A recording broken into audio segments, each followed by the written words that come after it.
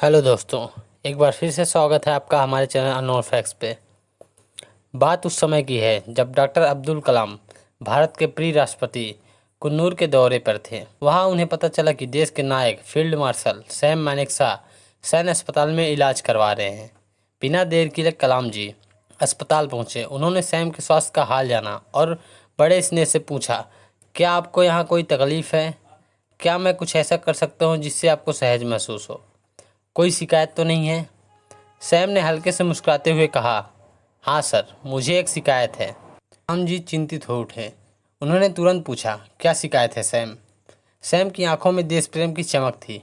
उन्होंने कहा, सर, मेरी शिकायत यह है कि मेरे प्यारे देश के सबसे सम्मानित राष्ट्रपति मेरे सामने खड़े हैं और मैं उन्हें सलामी नहीं दे पा रहा हूँ। यह सुनते ही कमरे में सन्नाटा छा गया। कलाम जी ने सैम का हाथ थाम लिया। उस पल दोनों की आंखों में आंसू थे। एक देशभक्त का दूसरे देशभक्त के लिए सम्मान, प्रेम और गर्व था। जाते जाते सैम ने एक बात बताई, उन्हें फील्ड मार्शल की बढ़ी हुई पेंशन का भुगतान नहीं मिला था। 2007 में सरकार ने निर्णय लिया था कि फील्ड मार्शल जो कभी सेवानिवृत्त नहीं होते उन्हें सेवा प्रमुखों के बराबर ही पूर्ण पेंशन मिलेगी। लेकिन यह राशि सैम तक नहीं पहुंची थी। कलाम जी ने इसे दिल से ले लिया। दिल्ली लौटते ही उन्होंने तुरंत कार्रवाई की। मात्र एक सप्ताह में सैम की बकाया पेंशन लगभग 1.3 करोड़ रुपए का चेक तैयार करवाया। रक्षा सचिव विशेष विमान से यह चेक लेकर वेलिंगटन ऊटी पहुंचे।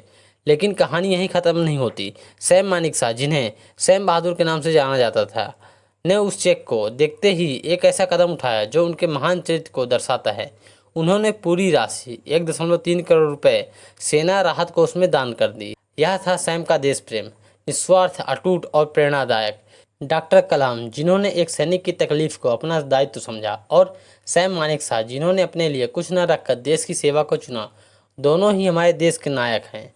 एक ने दूसरे के सम्मान की रक्षा की तो दूसरे ने अपने बलिदान से देश को गौरवान्वित किया। आज जब हम इस कहानी को याद करते हैं तो मन में एक ही सवाल उठता है, ऐसे नायकों को हम कैसे भूल सकते हैं?